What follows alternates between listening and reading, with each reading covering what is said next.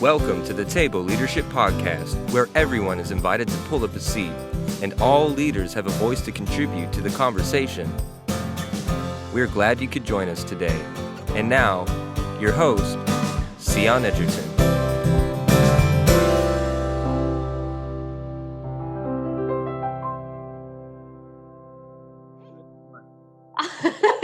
Awesome. Well, in that case, I've got all sorts of questions. No, I'm kidding. Well, thank you so much again, just for being here and for taking the time. And as we're kicking off, would love for you to just introduce yourself to our listeners. I am super, super excited to have you here. I think we met. How long have you known Freddie now? Oh gosh, a long time. I would say probably maybe 2008. Right. Okay. Like that. Yeah. Been a while. And you started coming down to Virginia from Chicago to do leadership development with our staff when I was still on staff. So that's been at least, 4 or 5 years now. Yeah, I think so. Yeah. You've been doing that. And so that's the context in which we met, is you came because you knew Freddie and you came down to do some leadership development. And for us, it was, like Moses himself coming down from the mountain with all of his wisdom. And I say that jokingly, but seriously, you made such a major impact on our team and our staff and our church, but especially on me and my leadership. There are some things that you said to me, 2 specific things that I remember that I'll share real quick, and then I'll let you introduce yourself. But these are 2 things that I still to this day continue to invest in other leaders. And I tell people, and one of them, and I don't even know if you remember sharing these things, but one of them, you talked about, hobbies. You talked about rest and time and our mental health and things like that. And you talked about how leadership is, it doesn't really turn off. It's not something that you just get to clock out of at the end of the day. And you talked about having something that has an end goal, something that you can complete and finish and be done with. And so that actually inspired me. I crochet now, thanks to you. I have these little projects that I can do and finish and feel like I actually completed something, because so much of our leadership is ongoing. So that was one thing that you said. Do you remember saying that? I don't. You don't? I think at the time I remember you talking about, you guys were doing some projects on your house or something, but you talked about how good and healthy it was to have something that we could, end and clock out of at the end of the day. And so that was one thing. And then the other thing was simplifying. You talked so much about just simplifying life. You said, I pretty much wear not the same clothes every day, but obviously, you had the same style, you made it easy, you eat the same thing for breakfast, because we have so much taking up our mental space and our mental capacity that we need to simplify as much as we possibly can. And so anything that can be simplified, anything that can be unchanging, anything that can be part of our regular rhythms and routines, you said, do it. Simplify it so that your mental capacity can be saved for the really important things. And gosh, those 2 pieces of advice have stuck with me and have really transformed my leadership. Wow. I'm grateful for that. I am. I remember my time talking to you and being so impressed with you, just with the hunger and appetite that you had, and also how quickly you were able to get things and lead out of it. Was very impressive. I'm sure you. That you are seeing that where you are, and I'm confident that San Francisco will never be the same again. For better or for worse. No, thank you. That's really generous of you to say. A lot of it is in part to your leadership, so I appreciate that. So now that I have, got to talk you up a little bit, take a second and just introduce yourself for us. Let everybody know who you are, what you do, where you're from, and anything else that you feel would be pertinent to share. Sure. My name is Scott Chapman. I am the senior pastor of the chapel in Chicago, and I enjoy local church. I enjoy seeing the broader body of Christ grow and thrive, and so I get a chance to do that on a regular basis. And honestly, I'm thrilled to be here with you. And so I love talking leadership, and I'm excited to see where that goes. Awesome. Me too.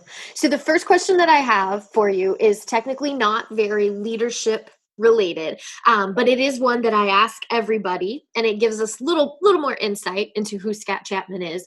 Sure. So my first question for you is this, and I ask everybody this: if we were together right now, you and I, not virtually, but we were live in a room, gathering leaders around a table, like you have so often done when I was on staff at FLC, come and gathered around the table to talk leadership development and to pour in and invest in them, what would you be feeding them?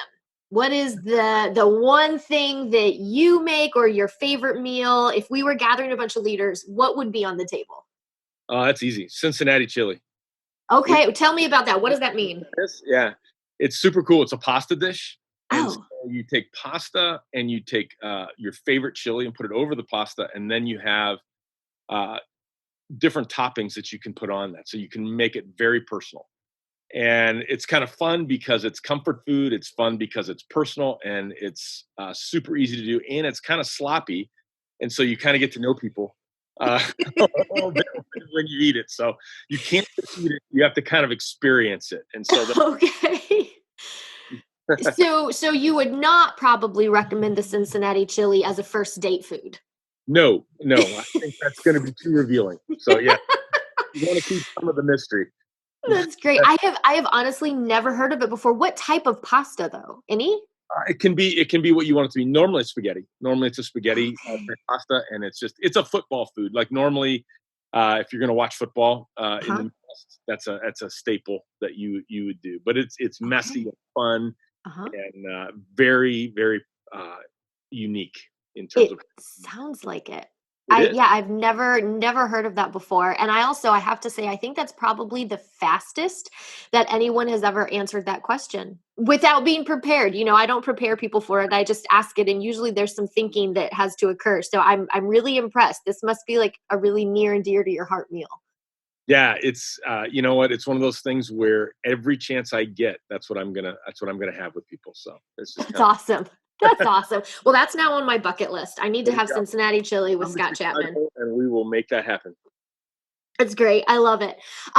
So that then, of course, leads me to the real question that I want to talk about today is, what is it that you bring to the leadership table? If you could pick one particular tool or piece of expertise, what would that be in this season?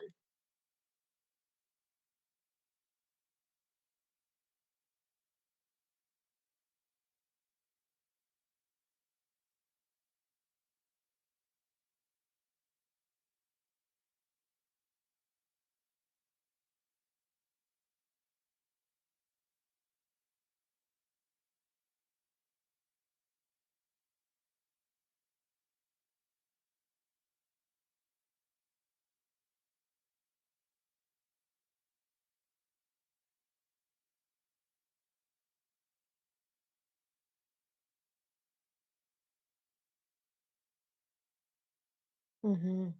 It becomes something that's really transformational. That's good. Um, and so, from a leadership uh, standpoint, I kind of bring a holistic perspective to that. That's born clearly out of church leadership, but it's also something that I think fits way beyond that. And it's kind of a kingdom leadership model that Mhm. often that I look to try to reproduce in the things that I lead in and around that. So I would say those two things. I think really trying to bring a relational dynamic, Yeah. and from there, be able to introduce what I would think would be a leadership. I wouldn't even call it a model. I just say a paradigm that we Hmm. can agree to that Hmm. helps us actually do the things we want to do, which Yeah. I So let me ask you this. What does it look, because you talked so much about relationships, and I've experienced that personally. I mean, you lead and serve at a huge capacity with the church in Chicago. But I have always experienced not only such a deep, profound humility from you, but also authentic and real relationship that continue. I mean, it started from the very first time that I met you, and it continues today.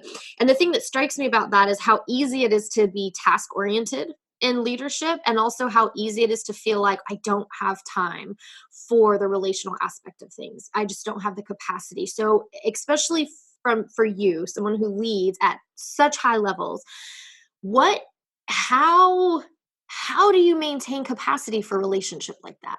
What's the value or the personal practices that you put in place to maintain relational capacity?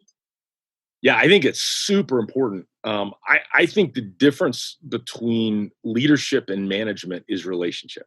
Yeah. I think that I think it takes a lot of talent to manage results too, and I think we can look at that and say, hey, are we doing the right strategies? Are we doing the right practices? Have we established the right ways to talk about it and even measure it? That there's a lot of talent there, but leadership goes way past that. Leadership isn't just about managing results; it's about empowering people, Hmm. and it leadership is it multiplies. Yeah, So relationships is the currency of leadership.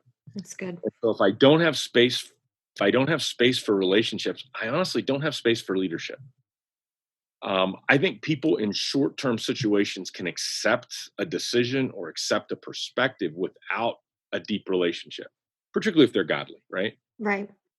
But over time, it's very hard to be able to seriously be led in the critical tasks that you're doing, but also um, in who you are and in what you're bringing fully to the table. If you don't believe someone actually knows you, Hmm. if they don't buy into you, and they don't really believe in you and get you, Yeah. those are all relational pieces that when it's in place, I think people feel very free and you get the Hmm. best versions of who they are. That's And so good. for me, relationship is vital to leadership. Because honestly, what I want to see happen in the kingdom of God is to multiply as many really godly leaders like you Hmm. as we possibly can in every generation to see God's kingdom grow. Yeah. So, what are some of the things that you personally do to maintain that capacity for those relationships? What are some of the things that you have to intentionally have in place Oh yeah. so that you can invest in that way in people as you do? Because I've seen you. Yeah, I mean, I think that there's a handful of things that I've found to be helpful over Hmm. time. I mean, I think lots of people can do it a lot of different ways, and so I think, and there's people who do this way better than me. But the things in my life that I've had to do is I've had to realize that my relationships have to be highly intentional. Meaning, I have to think about who God is asking me to invest in, and honestly, in my life, that becomes right now leaders of leaders. Meaning, Hmm. if you're not leading leaders who are leading people, I probably just because the scarcity of time, I need to let someone else lead you, Yeah. and which is fine, right? Because there's tons of great leaders. Hmm. But for me right now, that's kind of the criteria that I look for. But then I try to intentionally prioritize my life, and I try to really say, where is God calling me to be alone with Him? Hmm. My most important relationship, right? Yep. And then be with my wife and my kids. But then beyond that, I know the most significant contribution I'm going to make in my life is my relationships with people who are actually moving the kingdom of God forward. Yeah. So I have to prioritize them, and I prioritize them in prayer. So every day I'm thinking about those people. And I knew Chuck Colson. That's a name you may or may not know, but he was one of the most prominent Christian writers and thinkers a couple decades ago. Okay. The thing that blew me away with Chuck was as I got to know him more and more, he kept an index card in his pocket with about 15 names on it. And those were the people that he prayed for and that he was investing in. And at any given time, he would pull that index card out and think about them or pray for them, whether he was in a taxi, text them, or he would even pick up the phone and just call them. Hmm. And I would be blown away when Chuck would give me a call, and that was always one you answered, right? Because Yeah. so and you grab it, and he was so current on me, Yeah. and I'm like, how in the world is that possible? And I remember Right. realizing that he was so intentional to be praying and to be thinking, and so I think that's a huge part of that. There's also a part, in particularly in the people that we're very proximate to. What do they need? Hmm. Because leaders need different things in different seasons, right? Right. Like when you're right at the beginning, you kind of need everything. But a lot of times then you'll enter a season where you actually don't want people to give you things. You want to try it on your own. And what you really need is somebody that's going to give you permission and is going to be there if it doesn't go as amazing as you think. Yeah. Right? And they don't condemn you, and but they're giving you the freedom to try that without handing you the complete keys to everything yet. Right. And so the next phase of that, you're going to need somebody who is able to coach you without smothering you, and who's going to be able to relate with you and draw out the best things, and honestly call out some things that aren't maybe a strength, and you can start to work on. And I think at different phases, it becomes really different. And for a lot of the leaders that I lead, they're accomplished and they don't need any of those things from me really anymore. They really just need to know that somebody loves them and cares about them, believes in them, and can honestly echo the very heart of the Father for them. Yeah, that's So good. it really depends on where you are. Yeah. So what wisdom or encouragement would you give? Because I love that you use the word intentionality and that example with the index card. That's so relevant. I know sometimes, at least for me personally, and I'm sure a lot of our listeners can relate to this, but when something is intentional, it can feel like it's not authentic or organic. I know I've caught myself thinking that, like, oh my gosh, I should be better at this. If I have to make a list of the people that I want to remember to pray for, then that's not organic. It's not heartfelt. It's not authentic. But I think that intentionality and authenticity don't have to be mutually exclusive. And a lot of times for someone like me, when you do have so much mental capacity taken up, that intentionality matters, but it doesn't take away authenticity. How would you talk about that? How would you speak into that a little bit? No, I think that's great. I would say I would agree with you, and part of that is I would differentiate between intentionality, authenticity, and spontaneity. Those are different. Okay. So if I think that authenticity speaks to, am I being real with you right now? Like, are you getting the real me? And am I telling you what's actually, like, what's happening outside is what's happening inside, right? And there's a sense for people where if you're not authentic, man, this ends pretty fast. Right. Right. Even if the relationship doesn't end, the openness of our heart ends. And we start to protect ourselves, and we start to guard against that person. And we start to say, I'll receive some things from you, but mostly tactical things or task-oriented things or wisdom, like on how I do my job things, but I'm not going to really receive your heart for me because I'm not sure I can trust it. And frankly, for most of us, we've been hurt before. And we're like, I'm not doing that again. I think that's different than the idea of spontaneity or intentionality. I think people love spontaneity because it feels more real, though it doesn't necessarily have to be. So like one of the things I do often in the mornings is I'll write emails or notes to people, or text them. And so I'll take my prayer time, and there'll be all kinds of things that come out of that prayer time that I'm praying for people. And I'll just have a text like, hey man, I was just sitting here this morning praying for you, and you know what popped into my mind? And I'll just tell them. And I mean, have an awesome day, or man, just know I'm with you in this. I know you were sharing that with me. And the reality is, yes, that was highly intentional, but my language was incredibly relational. Yeah. And it created space in the present because we experience each other only in the present. And so if we can create that thing versus me saying, hey, I take time every single day, and there's 15 people I think through, and you're one of them. And so as I was forcing myself to think about you today, you know what I mean? Right. And so I think there's a sense of where, hey, if we can just live in the present with God and people, even if it's intentional, I think it is incredibly welcomed. And we start to realize that, that was an honest moment. Like, that was real. And that's powerful, I think. That's really good. That's encouraging. It's encouraging for me. And I love that distinction between intentional and spontaneous and how those two can kind of marry together. So yeah, that was really good. Thank you. So one of the things that Freddie had mentioned to me, Pastor Freddie Villarreal, who is our connection point, that he had really been struck by, and I don't know if you did this with the team or if this was something that Freddie experienced with you, but he talked about this stool. this three-legged stool and how it was this model for leadership that you had either talked to him about or trained him in. But when he was describing it to me, my first thought was, I have to have Scott share this with us. So tell me about the stool. And I'm not even going to try to approach it because I'll mess it up. So you tell us about this three-legged stool and how does this benefit us as leaders, no matter what context we're serving in? Sure. For me, it was born out of tons of leadership conversations where I realized that people, particularly in a church or in a Christian setting for leadership, have radically different views of what leadership is. And I was having so many conversations where it would seem like we're talking about the same things, but we really weren't. And so I started to think about that. And I started to talk about people. And this was years ago.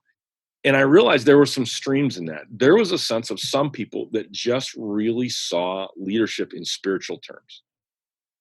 That Christian leadership is about praying for people, or it's about really being able to have a Bible verse ready at every moment to have a little bit of wisdom for someone. And they rejected other types of leadership as a very worldly way in which to do that.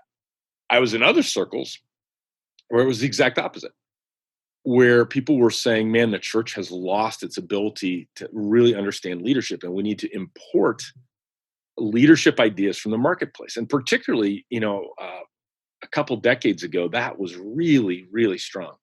And so for about 20 years, that was a major piece of that. But the things that I saw was, as we did that, we were missing some things, and we were reinterpreting our theology through a leadership lens. And then we also saw people who largely just saw relationships as the way of leading. Yeah. But if I'm just a good person relationally, if I can get you to like me enough, you'll do what I want you to do. And so part of that was, we just said, I think those are all pretty insufficient. And so when we start to have that conversation, we need to actually say, what do we think leadership actually is? And from a Christian standpoint, from a kingdom standpoint, for me, we do talk about a stool that has kind of three legs. And the idea behind that is, if you're sitting on a stool that has three legs and you take any one of them away, what happens? It Right? collapses. Yes. It's not a good day. That's right. Yeah. Exactly. No, it's day. And even if you shorten one of those legs, don't fall, it's uncomfortable. You recognize discomfort. And so for us, we just say what kingdom leadership is there's three legs to that. There's a spiritual leg, a relational leg, and a missional leg. And the spiritual leg is really that we lead with heaven, like we lead with God. And there's a sense of where we allow God to confer direction, culture, and blessing to what we lead. And we take time to do that alone and together. And without the spiritual leg of kingdom leadership, we're limited to our own ability and our own wisdom and our own strength. And there's a relational leg. That's where we lead with people. And relational leadership inspires influence and access and favor with people. And without the relational leg of kingdom leadership, people are largely scattered, and they're not focused around the leader. And so they need that relational pieces of that. And then there's a missional leg that's leading into the mission. And missional leadership builds focus, momentum, and empowerment that we need to pursue our mission. And without it, the kingdom leadership of God's people doesn't come together to really serve the mission of God, and often can serve ourselves. And so, but if those three things are in place, and if we really teach people how to do them, the power of that is undeniable, because there's a God dynamic, there's a people dynamic, and there's a mission dynamic. And so from our standpoint, we teach that model and be able to say, listen, all of us know that we're going to probably naturally excel in one of those, maybe two, right? Yep. Which means two things. We're going to have to, one, learn to excel enough in the other to be able to have a stable leadership platform. And the higher up we go, the greater responsibility that we are given in a group or an organization, the less latitude we have to not have one of these. Right. Because like if you're leading a team of 10 people, you can get away with some things. If you're leading a large group of churches across an expanse of maybe the Midwest, you probably don't have a lot of latitude there anymore. And people are going to be expecting to see you be able to do all of that. And the other is not only to grow in that, but also to find people who have different strengths than you. Right. Be able to put them around you, but in the same model, so that they're also growing in all three, and we can agree on what leadership is, but we can also know that we can complement each other a little bit and create a very, very strong team. Does that make sense? It does. It makes perfect sense. I think, so a couple questions come to mind. The first one is, what do you feel, how do you translate this? And it's, it's the same spiritual, relational, missional, of course. But for someone who's not leading in a church context, so still a Christian leader, a leader of faith. And I think that's one of the things that we're constantly thinking about for the table is we know that we are building a community of leaders that are coming from all walks of life. We do have church leaders. We also have business owners. We have family leaders. We have active duty military in our midst. And so they're leading in different contexts, but they're all leaders of faith. They're all people who say, my mission field is where my feet are planted right now, whether that's in the shop that I run or the base that I'm assigned to or the home, that I live in with my family. And so they see the mission field around them. So how would you take this and kind of translate it? What does it look like to lead out of each of these three legs in a context that may not be a church context? Sure. Let's take it all the way to a point of where we have a Christian leader who is serving in a marketplace context that doesn't support their Christian faith. I would say that the spiritual leg needs to be a private leg for them at that point in time, because the relational and missional legs of that would stand pretty strongly, because you're going to need relationships and you're going to have a clear mission that the group is on in order to be able to succeed. But for them, there may need to be time in their life that they're setting aside, whether that's weekly or daily, to really hear from God about their leadership, about it. And to be able to say, God, what do you want to import into this? How can your wisdom make me greater than I could be myself? How can your favor and your blessing enter into what I'm doing, that it's not just my strength, but it's your strength? And we don't always get to everything we want in those contexts, right? Particularly if we're not in charge. But the most that we can honor God and the most that we can bring that in, and I think then lead in a posture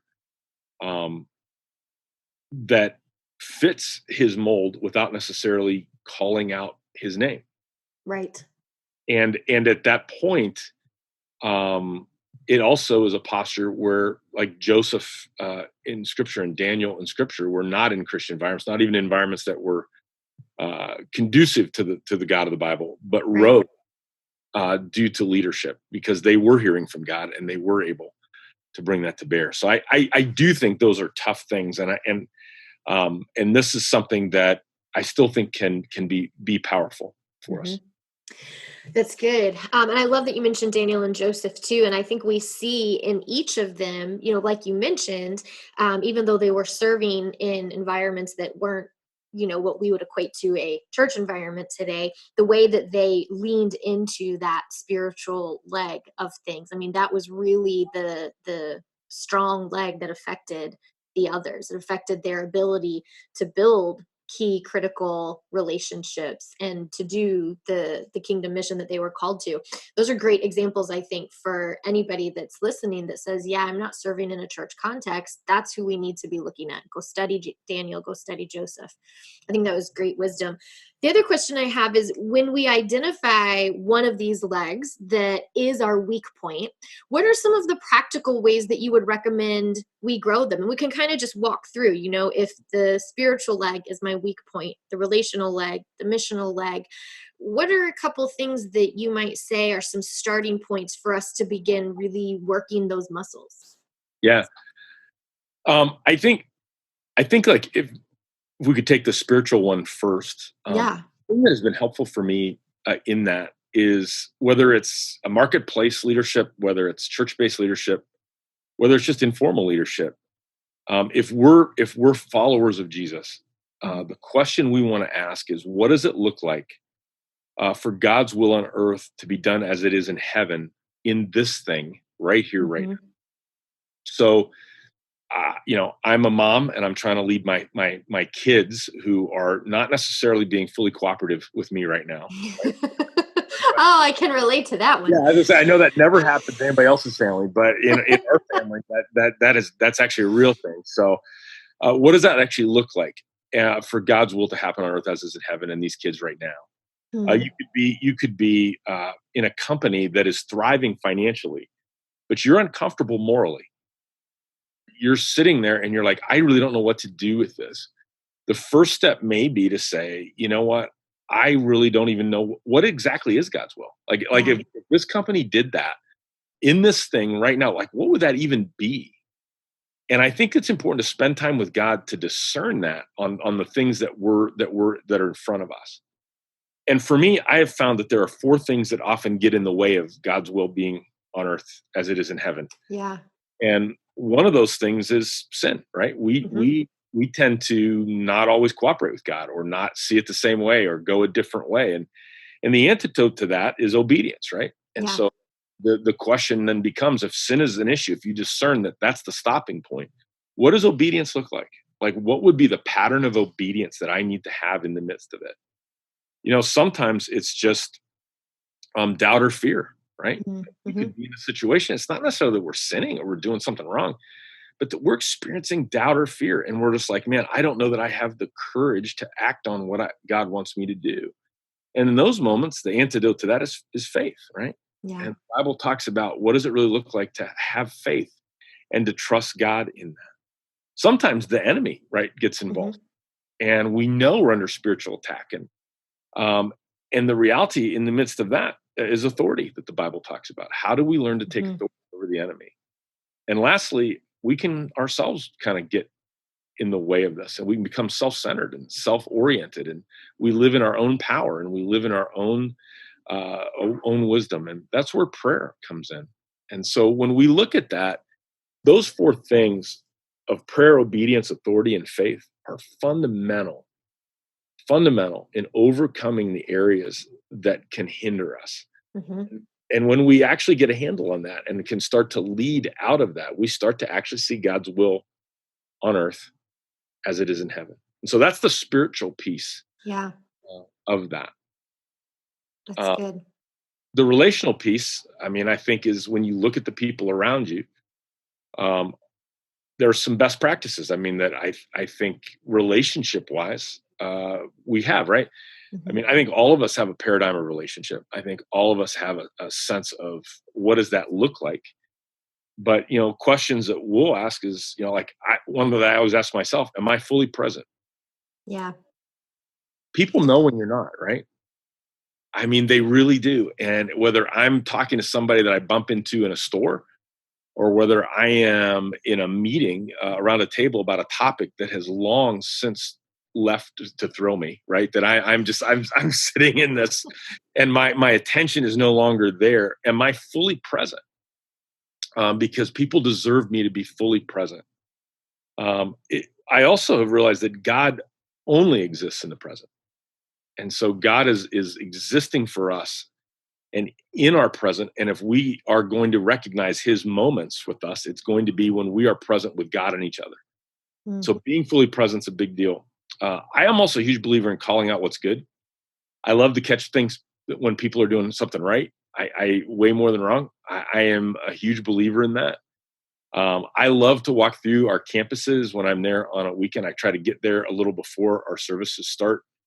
And I love to walk through and just talk to people who are serving and catch them doing something great and something extraordinary. There was a woman last week. We got one of our campuses into their first building, and they're very excited and they're learning all about that. And I saw this young woman at this table, and it was a gift table for little boys and little girls who don't have a mom or dad to do something for them for Christmas. And honestly, I'm guessing most of her job was administrative. Like, it was Mhm. probably like, hey, can you make sure everybody gets what they need? She went so above and beyond that. She was so engaged with every single. Awesome. She learned their kids' names. She was talking to their kids. She had a backstory on some of these boys and girls, and she was helping them to be able to have a phenomenal experience actually doing something uh, that God would want them to do. And I just walked over to her and I just said, man, you are doing an amazing job. Like, you blow me away. I'm like, where did you learn to do that? And she had a chance to tell me a little bit of her story, and I got a chance to spend time with her. But it was huge for her to have somebody notice that and call Absolutely. that out. And I also think, like, I'm a huge believer in humility. Mhm. Um, I, I honestly think that we are way less impressive than we imagine. It's good. I feel like that just needs to be one that we just pause on for a second. We are way less impressive than we imagine. Yeah. Um, we make mistakes every day. Yeah. We see in part and understand in part. We can come into a group or an environment and we can imagine we've got it all, and we can imagine we know what we're doing. And even what's worse is our identity gets wrapped up in our performance. Yep. And even when we know we don't have it all together, we can't possibly admit that, because we're admitting then a poor identity around ourselves. Hmm. And the reality is, if we can accept that we're pretty broken vessels, we leave a lot to be desired, and that we are better off when we're able to just call that out and be with people uh, from a humble posture. I just think things go way, way, way better.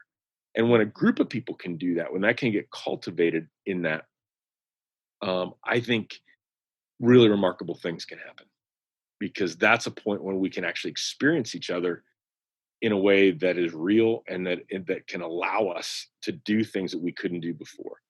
So that, I think, being trustworthy, right? Yeah. I think that's a big deal relationally. We live in a time where that's not a high commodity. Right. Um, we have so glamorized being slick or excellent, Mhm. that we often don't realize that trustworthy can actually be the most important thing we can be. Yeah. Um, and so I think being plain spoken and forthright, not having innuendo or hidden agendas or any of those things is a huge deal. So I could go on and on, but relationally, it's those types of ideas that, when they transition from idea to habit to way of life, become something that people can count on and flourish in the midst of your leadership. Leaders are like a great big tree, Yeah. and they allow birds to rest in them. They allow shade for people. They allow they're a gathering point, a protection, and a provision.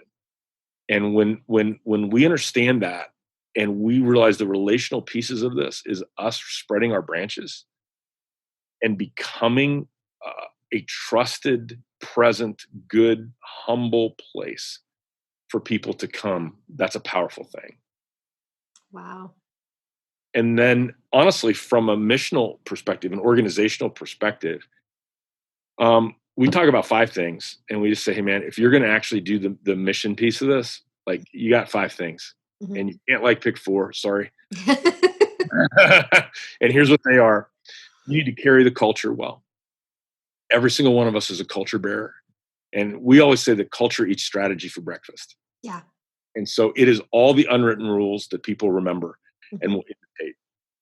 If you have to write it down and put it up on a wall in order for people to remember it, you've already lost. Yeah. The signs that you want are the people who you're leading. Mhm. They're the billboard for you, That's and good. they're going to determine the culture. So we got to carry our culture. Second, we have to set direction, meaning people need to have a clear set of priorities and a clear sense of their role. They need to know what they're responsible for. They need to know the decisions that are theirs, and they need to be able to do that. Third, you need to generate momentum. We need to be inspiring people. We need to be people who know how to create a momentum where people actually want to be where we are. There's a sense of where, John Maxwell always says, if you're leading and nobody's following, right, you're just taking a walk. Mm. And there's truth in that. There's a sense of followership that people always always want to be around somebody that is filled with vision and value, is able to call out victory, and has a vitality around them. And we talk about those 4 things with respect to momentum. Mm-hmm. And then, so they need to be able to carry culture, set direction, generate momentum, and organize change, because nothing ever goes right. Yep. And then lastly, we need to develop leaders. We need to be able to multiply ourselves. And so Yeah. those 5 things, if you can learn to be able to do those 5 things, you can lead the missional piece of what you're doing, no matter where you are, what you're doing. It's not really a whole lot more complicated than that. Yeah, that's So good. that's kind of what. That's really good. I love too, the one that stands out to me the most that you included at the end there, that 5th component is multiplying other leaders, that we're multiplying ourselves, that we are essentially leading ourselves out of a job, because no matter how well we're doing everything else, all of the pieces of the spiritual leg, all the pieces of the relational leg, all of the other pieces of the missional leg, at a certain point, if we haven't invested in and developed somebody else, when we're done, everything is done. Right. And so often, I see that in the way that we are failing to develop and disciple others for whatever reason it may be, whether it's a scarcity mindset or imposter syndrome, or just not realizing the importance and the value of that really the most important thing that we can do as a leader is to invest in and develop the next generation of leaders. And I don't necessarily mean that by age, but Sure. the next leader that's coming behind us. It's critical. And if we don't, we can never take an opportunity without hurting the organization. You're going to be in a position where you can never let go of what you have in order to reach for something that you're probably now ready for, without actually things falling apart or other things being hurt. We're in an organization that multiplies leaders. You can. Right. And that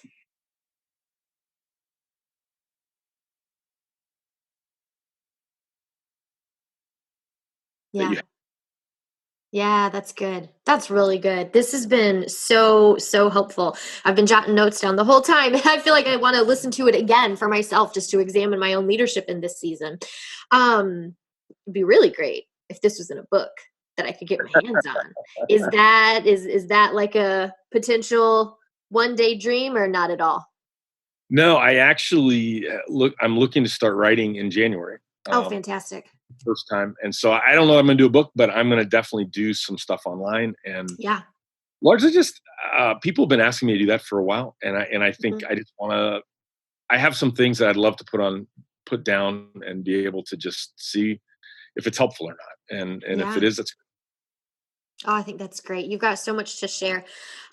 Speaking of books, 2 final things that I want to ask you, because I honestly, I believe that we never stop learning as leaders. We never stop growing. There's never a place where we really arrive. And so one of the questions that I have for you is, what are some of the ways that you are continuing to grow and invest in yourself? Who speaks into your life? What are some of the practices and habits that you have?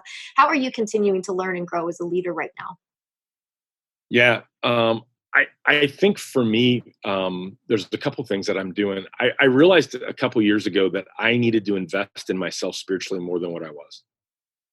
And so there's I gathered together some other leaders from around the country, and we actually get together via Zoom Mhm. on a regular basis, and we pray for each other, and we hear about how each other's lives are going, and spend time in that sense. And so I felt, from a leadership standpoint, that was really needed for me. I just was I felt like um, in pouring out, I needed to have something pouring Yeah.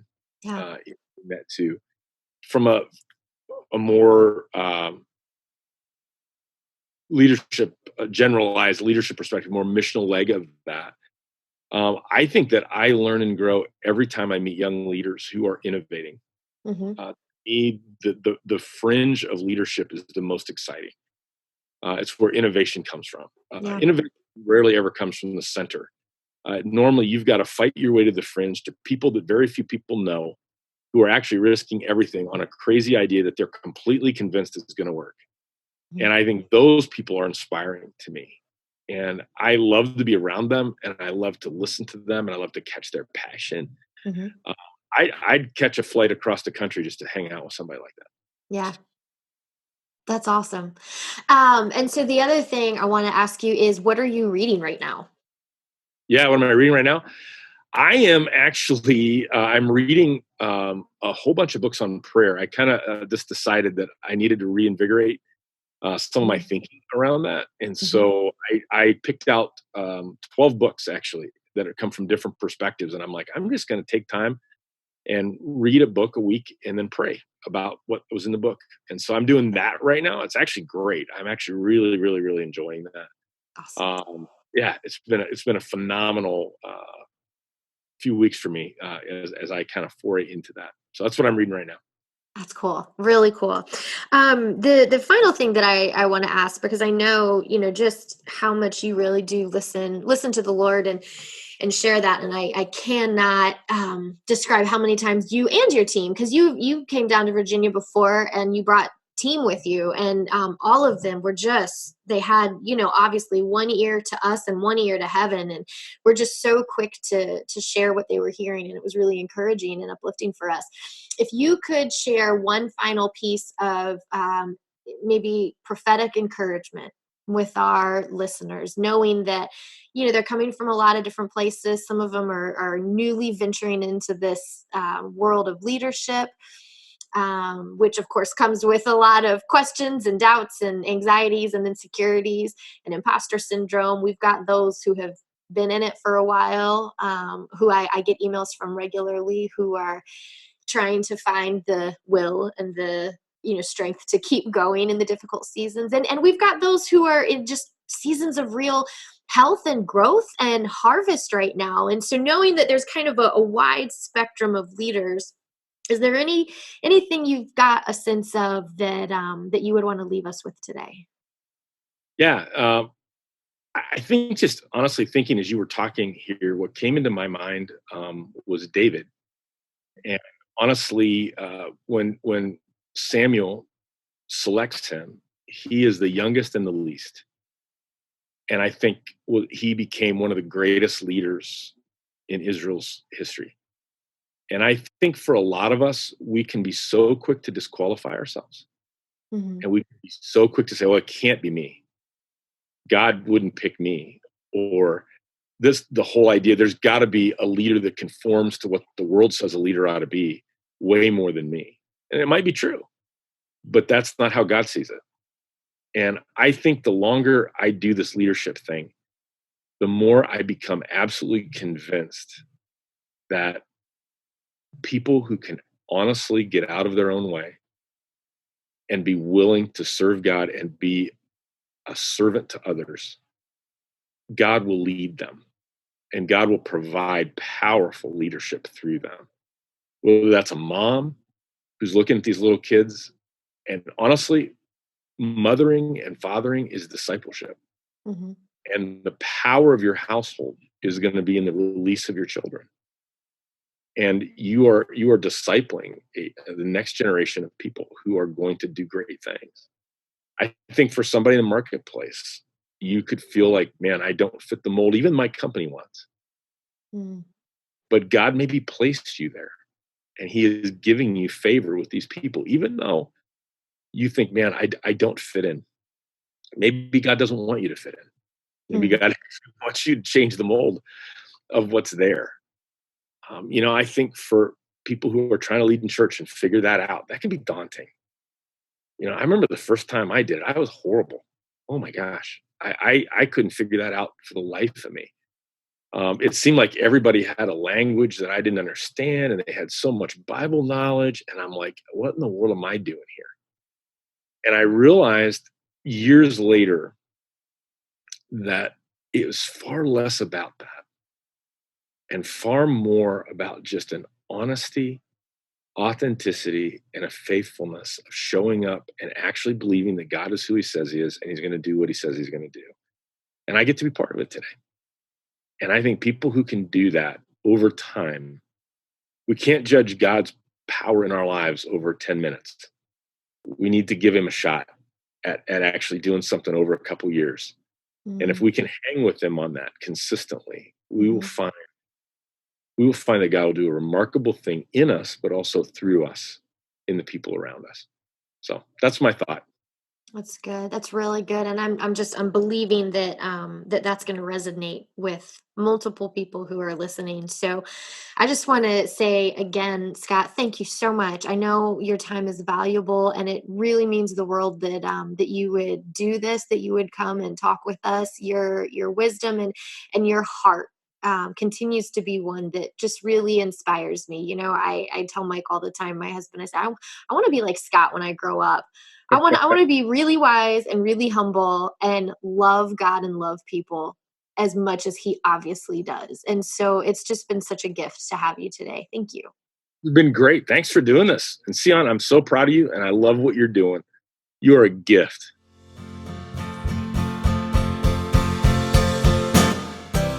Thanks for listening to the Table Leadership Podcast. Be sure to check out the show notes for links to the resources that were discussed at the table today and to connect with today's guest. Remember to subscribe to the Table Podcast and follow along on social media at The Table Leadership. Visit thetableleadership.com to learn more about current courses and coaching opportunities. And finally, you can connect with me, your host, at CyonEdgerton.com or on social media at CyonEdgerton. I look forward to the next time that you pull up a seat at the table.